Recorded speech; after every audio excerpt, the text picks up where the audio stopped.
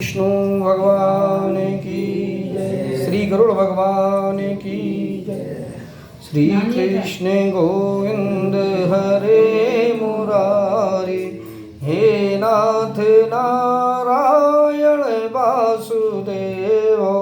श्री कृष्ण गोविंद हरे मुरारी, हे नाथ नारायण वासुदेव।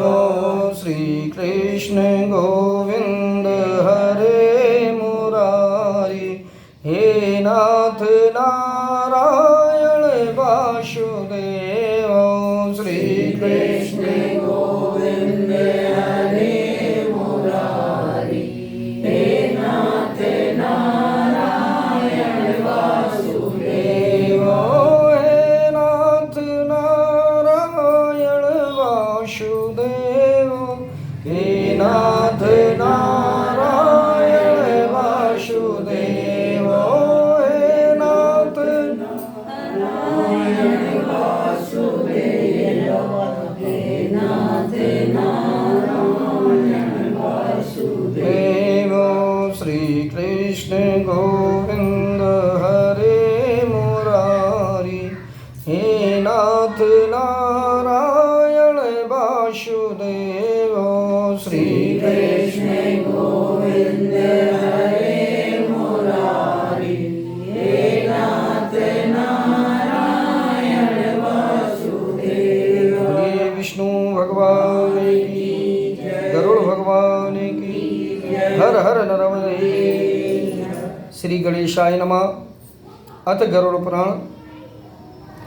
नारायणं नमस्कृत्यं नरं चैव नरोत्तमं, देवी सरस्वती व्यासं ततो जयमुदीरयेत्। गरुड़ पुराण में कुल मिलाकर 16 अध्याय हैं और इन 16 अध्याय में व्यक्ति की जब मृत्यु होती है तो मृत्यु के पश्चात उनकी किन किन कैसी कैसी दशाएं होती, कर्म के हिसाब से उनको किस प्रकार का फल मिलता है। और 16 अध्याय में अलग अलग प्रकार से उसका वर्णन किया गया है। संक्षिप्त में अपन अध्याय 1 से 16 अध्याय तक की कथा को श्रवण करते हैं, उसके बाद फिर विस्तार से पढ़ेंगे। प्रथम अध्याय में भय को उत्पन्न करने वाले यम मार्ग की कथा है। यानी यम का जो मार्ग है, जिस मार्ग से जीवात्मा को यमलोक ले जाया जाता है, वो कितना भयानक है उसको देखकर प्रेत जो जीव शरीर, अपना शरीर जब आत्मा छोड़ती है, अपने शरीर से जीवात्मा बाहर निकलती है, तो उसको प्रेत संज्ञक नाम से उसको पुकारा जाता है।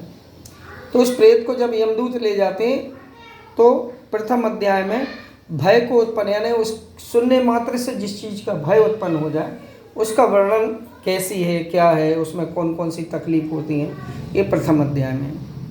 द्वितीय अध्याय में यम मार्ग का वर्णन और प्रेतपुरी का वर्णन है। यम मार्ग कैसा है, उसमें कौन कौन से कष्ट जीवात्मा को प्राप्त होते हैं, किस कर्म के करने से कौन सा कष्ट मिलता है, और प्रेतपुरी कैसी है, उसमें कौन कौन से जीव निवास करते हैं। इस प्रकार से द्वितीय अध्याय में अपन को सुनने को मिलता है। तृतीय अध्याय में नरकों में यातनाओं को भोगना, जीव कैसे कर्म करता है और उनके कर्म के अनुसार फिर उनको धर्मराज किस प्रकार की यातना यानी किस प्रकार का कष्ट देते हैं, ये तीसरे अध्याय में अपन को विस्तार से सुनने को मिलेगा। चौथे अध्याय में बैतरणी नदी तथा नरकों का वर्णन है।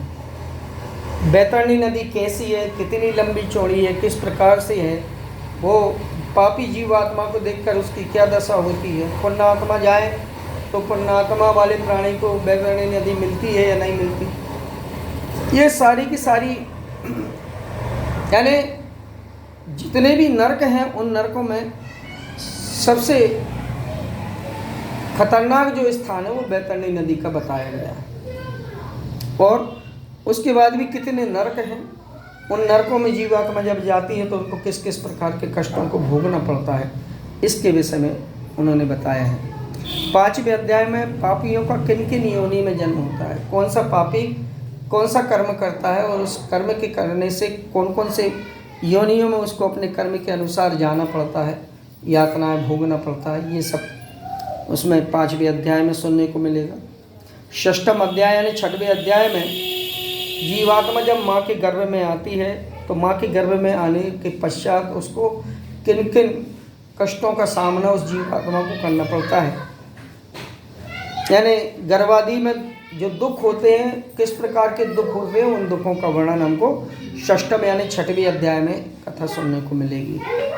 7वें अध्याय में नरक में ना जाने के उपाय कौन कौन से, हम ऐसे कौन से कर्म करें जिससे मानव नरक में ना जाए, ये 7वें अध्याय में होगा, सुनने को मिलेगी कथा। 8वें अध्याय में प्राणी द्वारा अंत समय में अच्छे कर्म करने का वर्णन। जब हमको ये पता चल जाए कि हमारे परिवार में या हमारे घर में कहीं पर भी कोई व्यक्ति अंतिम चरण में अपना जीवन यापन कर रहा है, उसकी अब एक ऐसी यात्रा प्रारंभ होना है जो फिर कभी लौटकर उनको अपने सानिध्य में, अपन उनके सानिध्य में न रह पाए, तो फिर उस समय हमको कौन कौन से अच्छे कर्म करना चाहिए जिससे उस जीवात्मा को मोक्ष सदगति प्राप्त हो। ये 8वें अध्याय में अपन को सुनने को मिलेगा। 9वें अध्याय में मरण समय का कर्म क्या है। व्यक्ति जब मृत्यु को प्राप्त हो जाता है तो परिवार जो है, कुटुंब परिवार जो है, वो दुख में डूब जाता है और उस समय उसको अच्छे बुरे का ज्ञान नहीं होता है। तो उस समय उनका क्या धर्म होता है, उनको किस प्रकार से अंतिम समय आने पर कौन कौन से अच्छे कर्म करना चाहिए, किन की बात मानना चाहिए, किन की बात। उधर तो उस समय क्या होता है, अपन इतने विचलित हो जाते हैं कि अपन जिसने जो कुछ कह दिया वही मान लेते, लेकिन न्याय संगत और धर्म संगत बात को स्वीकार करें, है ना।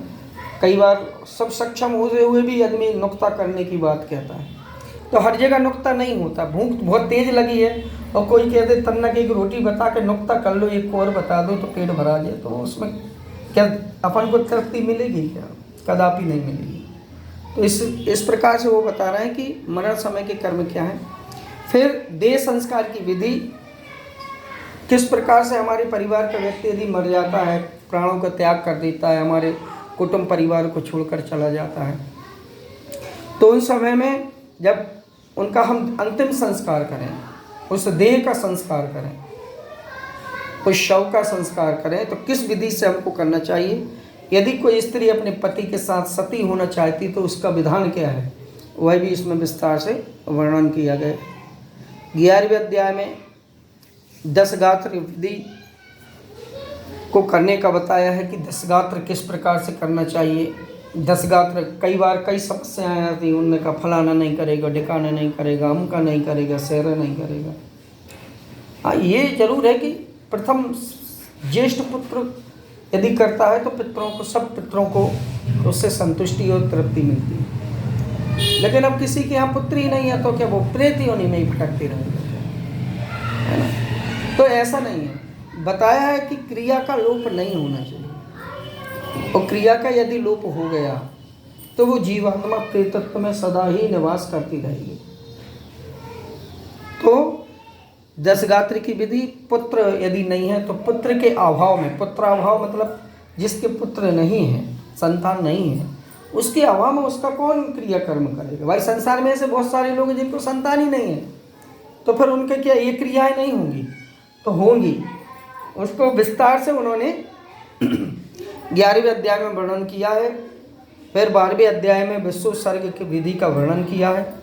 विश्वोत्सर्ग जैसे अपन पहले माता की गाय, माता के बैल वगैरह जो देखते हैं, उसी को वैवाहिक रीति से कंकण इत्यादि बांधकर बछड़े और गाय को त्रिशूल और चक्र का चिन्ह लगाकर उनको छोड़ दिया जाता है। उसको, उस विधि को विश्वोत्सर्ग विधि कहते हैं। वह विधि ठीक जैसे विवाह अपन करते हैं, विवाह तरीके से ही वो विधि की जाती है। 13वें अध्याय में सापिंडी श्राद्ध, सूदक निर्णय और शय्यादान इत्यादि का वर्णन।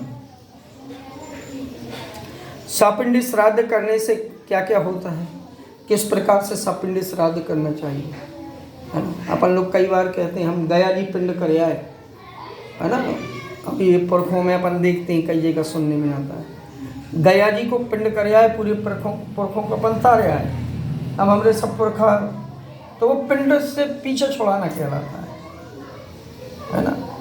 लेकिन जब अपन अच्छा एक अपन छोटी सी कल्पना करें कि व्यक्ति ने यदि पिंड कर दिए हैं तो फिर शादी में काय के पुरखा नियुक्त नहीं कर रहे, भैया गया मैं तो उन्हें भेजा है, फिर काय मत देवे ने नरक में बुला रहे, है ना।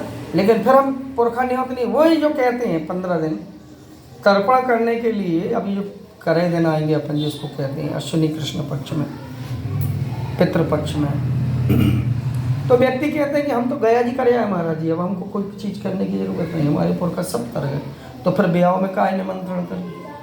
फिर यदि परिवार में किसी की मृत्यु हो जाए, अभी जैसे अपनी बाई गई हैं, तो इनके लिए भी अपन को जब अपन पिंड करेंगे तो 3 पीढ़ी इनके बाद 3 पीढ़ी तक के पिंड करना पड़ेगा सापिंडी में, तो फिर उनको बुलाया।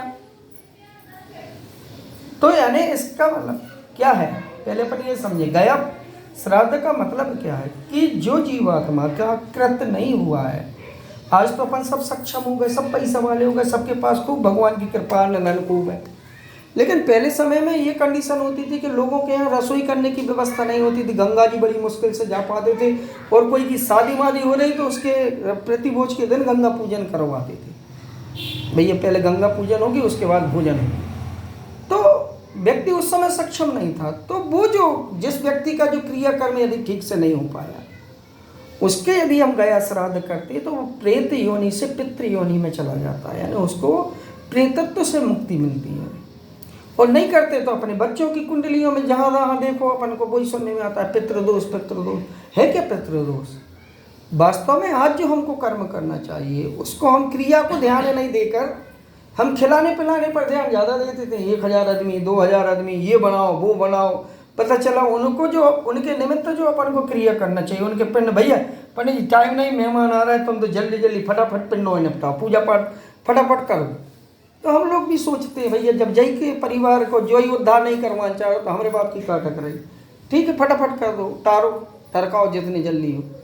कहने का मतलब क्या है कि हम किसी भी चीज़ को सिस्टोमेटिक यदि करते हैं तो उसका फल अच्छे से मिलता है ना। जैसे अपन कपड़ा सिल रहे हैं, कोई आदमी काटन ही नहीं दे और कह दे सीधे ही सीधे सिल दे भैया, तो कितना अच्छा उसका अपन वस्त्र बना पाएंगे, है ना। और यदि वही थोड़ा धैर्यता से अपने काम करे तो अपन उसको अच्छे से अच्छी ड्रेस बना देंगे। तो इस प्रकार से सैयदान इत्यादि का वर्णन इसमें 13वें अध्याय में। फिर यमराज, यमलोक में किसके साथ बैठते हैं, यमराज की सभा कैसी है, उस सभा में उनके सभासद कैसे हैं, कौन कौन से व्यक्ति उस यमलोक की सभा में जाते हैं, यमराज की सभा में जाते हैं। फिर ये अपन को 14वें अध्याय में सुनने को मिलेगी। और यमराज के साथ कौन कौन विराजमान होते हैं। 15वें अध्याय में धर्मात्मा की उत्पत्ति किस प्रकार से होती है, यानी अपन जो कहते हैं ना संतान हमारे घर में आई, वह तो बड़ी दुष्ट संतान है, बड़ी अच्छी संतान है, तो वो दुष्ट और अच्छी संतान कैसे होगी। माँ के गर्भ के समय माता पिता की जैसा चित्त होगा,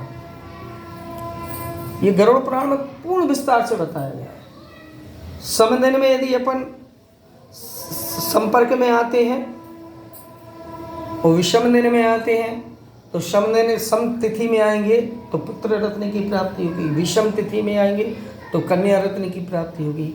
माता का मन चित्त, पिता का चित्त जिस समय गर्भाधान संस्कार हो रहा है उस समय उनके मन में जैसे विचार उत्पन्न होंगे वैसे ही हमारे यहाँ संतान आती है। पैदा होने के बाद तो वो फिर लौकिक बात सीखते हैं, बाकी संस्कार तो उसी समय जीव में प्रवेश कर जाते हैं। ये मैं मन से नहीं कह रहा, ये गरुड़ पुराण में अपन को सुनने को आगे मिलेगा। तो धर्मात्मा पुरुष की उत्पत्ति के लिए हमको क्या क्या अच्छे कर्म करना चाहिए, किस प्रकार से हमको व्रत नियम संयम का पालन करना चाहिए, है ना, ये इसमें बताया है। और 16वें अध्याय में मोक्ष उपाय और फल स्तुति वर्णन, ये 15 अध्याय सुनने के बाद हम इस पूरी क्रिया को करने के बाद जीव आत्मा को मोक्ष प्राप्त होता है, उसके लिए पूरा कार्य करते हैं, उसके विषय में वर्णन है। और इसका गरुड़ पुराण सुनने से, ये पिंड इत्यादि की क्रिया करने से क्या फल प्राप्त होता है, ये विस्तार से हमको 16वें अध्याय में सुनने को मिलेगा।